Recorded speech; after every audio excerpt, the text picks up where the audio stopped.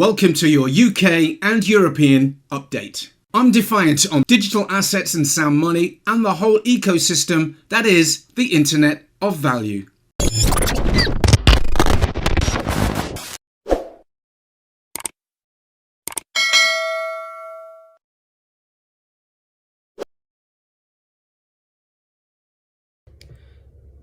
This is about liquidity, guys.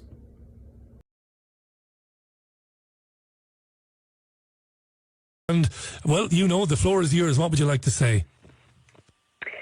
Richie, I've been following the stock market for maybe 12 years and, I've lectured in economics for 12 years and I'm seeing something going on underneath that nobody seems to talk about.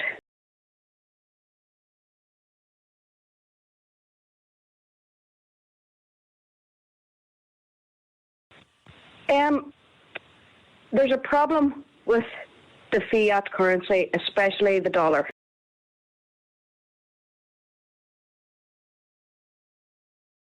Now, what happened in September 27th of September 19, the repo market crashed.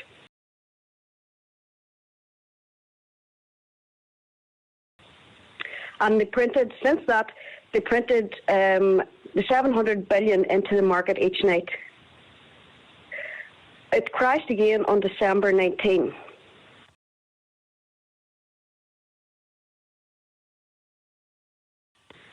And then the coronavirus came along in March. Now, the Federal Reserve have printed 21% of all dollars in 2020.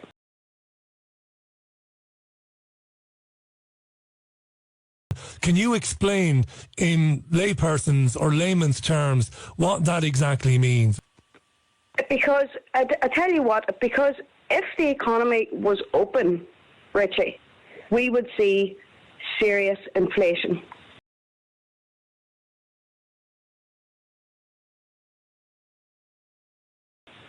The only way that you can stop inflation is to stop the economy. Now, once the economy goes again, the velocity of money goes straight back up and we're into hyperinflation.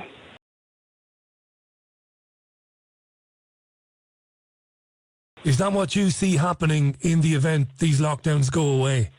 I can see the figures on a daily basis of what's happening and what the Federal Reserve is trying to do and the Bank of England is trying to do to, they're going to hyperinflate away the currency and bring in the new system, which is going to be the UBI with the digital currency. Simply flooded the system with money. Yes, we did. That's another way to think about it. We did. Where does it come from? Do you just print it? We print it digitally. So we as a central bank, we have the ability to create money digitally, and we do that by buying treasury bills or bonds or other government guaranteed securities, and that actually increases the money supply. Ripple, ODL, on-demand liquidity. Let's get into this. Why do you think they named it Ripple ODL, on-demand liquidity? So let's get into this. On-demand liquidity. Listen to the words. On demand. Now, why would they need liquidity on demand? Isn't it funny how Ripple named it Ripple ODL, on-demand liquidity? Why would they name it on-demand liquidity now, in a time where the world is about to collapse? Everyone here is familiar with the classic Bagehot lender of last resort doctrine, lending freely at a penalty rate to solvent financial institutions. And I just want to pick up on what Tim was saying, which is that 2008 and especially 2020 have led to a remarkable updating and expansion of the lender of last resort concept. Certainly at the Fed and at other major central banks as well, though I will emphasize the Fed. Let me illustrate by talking about the March 2020 panic, the brief episode, but brief in part, endogenously brief. This was, of course, a dash for cash, as people heard about the pandemic and the risks that are presented to the global economy, there was a widespread attempt to convert first treasuries and then other securities into cash. Treasury yields fell as low as 54 basis points. Volatility was very high. Depth was very low. And so it was a very high stressed situation. Many people in the markets compared it to some of the worst days of 2008. Because they know what's going to happen. The global economy is going to collapse. And the only thing that's going to be here to save it is XRP. Where are they going to get the on-demand liquidity? Where? From Bitcoin? It is possible that such a stable coin could be valued for cross-border payments or valuable for cross-border payments, serving a function similar to that offered in the private sector by Ripple.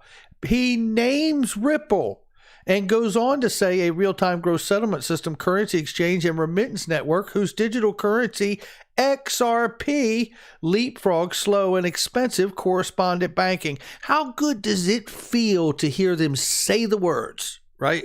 They didn't beat around the bush and describe the daylights out of it and never say it. He says it. He says the words, Ripple XRP. We don't have to guess here. XRP is perfectly positioned to serve as a world currency. It can be held in significant quantities to provide liquidity for foreign exchange reserves, international transactions, and investments, and all of the other uses throughout a global economy. In an earlier article, XRP was designed for $10,000. Mark Phillips, who wrote this article in 2019, I quoted Ripple Labs co-founder Arthur Brito, who wrote, XRP must be scalable to accommodate 7.5 billion people. Does that mean that it was designed to be used for every human on the planet and to serve as a world reserve currency? The answer from Mark Phillips is yes and yes. XRP will be a reserve currency and it will be used to pay off debt. XRP will reach $10,000 per coin. It was designed and programmed to move trillions of dollars daily, hundreds of trillions of dollars per year. And I'm going to do a simple whiteboard explanation to break it down, how XRP will reach 4, 5, and yes, I even think that 6 digits is possible for XRP over the next decade. I'm going to do a simple whiteboard explanation. This is going to be the last time I explain this. The duets and stitches are on. If you want to try to disprove my theory, correct my math, go ahead. But this is going to be the last time I explain how XRP is going to reach $10,000 per coin. All right, let's run through this real quick. So Swift does $1.2 quadrillion per year. If we took the total supply, 100 billion XRP, and we settled all of the Swift network, we would be at $12,000 per XRP. Now let's take a more conservative approach. Let's only do 10% of Swift. Maybe the other ISO coins are settling the rest of Swift. XRP's only doing 10%. We would still be at $1,000 per coin. Now here's the problem with that equation. Swift is not going to get the total supply of XRP to settle Swift. I think a much more realistic approach would be to give Swift about 10% of the XRP supply to settle the payments on their network. So if we only have 10% of the XRP supply for Swift, that would be 1.2 quadrillion divided by 10 billion XRP. That would put it at a price of 120,000 per XRP. Now let's go much more conservative. Let's say XRP doesn't have a monopoly on Swift. We're only going to settle 10% of Swift with 10% of the XRP supply. Well, that's going to keep us right back at that $12,000 per XRP. Now, obviously, this is speculation. I'm making assumptions, and this is not meant to be financial advice. However, I believe that this is a conservative estimate when trying to figure out where XRP is going to be at over the next 5 or 10 years. This is a conservative approach when trying to figure out which coins are going to run the new financial system. So if it's not going to be XRP, please tell me which cryptocurrencies are going to run Swift, are going to run the new financial system. I have the duets and stitches on. I would love to hear back. If I messed up on my math, please correct me. But you can fudge these numbers a little bit and you still end up with a 4 and a 5-digit XRP. XRP has established itself as being among the highlights of 2021. setting itself apart from cryptocurrencies like Bitcoin, Ethereum, and Dogecoin. As a result, billionaires worldwide are getting even more excited about this digital asset and making assumptions such as the price of XRP hitting $10,000. More so, XRP proponents and investors alike have grown to believe that this intriguing crypto asset will one day outrank the infamous foremost cryptocurrency Bitcoin. I don't know about you, but this is enough information for me to pay close attention to XRP's price actions. XRP must be scalable to accommodate 7.5 billion people, the world's population. So we'll come back to the quote, but it provides insight into the scale of Ripple's ambitions to be used by the global population. But before we do that, let's examine some of the main features of XRP that support the claim that it was designed to carry $10,000 value. XRP is the only digital asset specifically designed for financial institutions and payment providers by providing them with a reliable on-demand source of liquidity for cross-border payments. This is why XRP will be $10,000. We're not even talking about the glitches. Let me explain something to you. Let me explain this to you so you can get it. Okay? Because people just, it's hilarious to me. It can't be dirt cheap. For example, if you want to send $1 million, okay, and one XRP is valued at $1, you will have to send a million XRP, right? Now, if one XRP is valued at $1 million, you would only have to send one XRP. If one XRP is $1 and you want to send $1 million, you would have to send 1 million XRP if one XRP is valued at $1. But if one XRP is valued at $1 million, you only have to send one XRP. So which one works better? An XRP valued at $1 and they have to send 1 million XRP just to send $1 million, or one XRP valued at $1 million, where if they want to send $1 million, they only have to send one XRP because one XRP is valued at $1 million. Which one is easier? Okay? Understand that XRP was created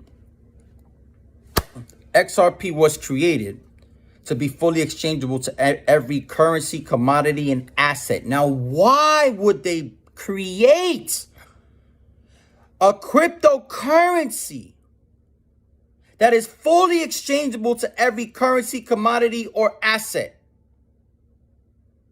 and has on-demand liquidity in the days and the time that we're in, where the whole global economy is about to collapse?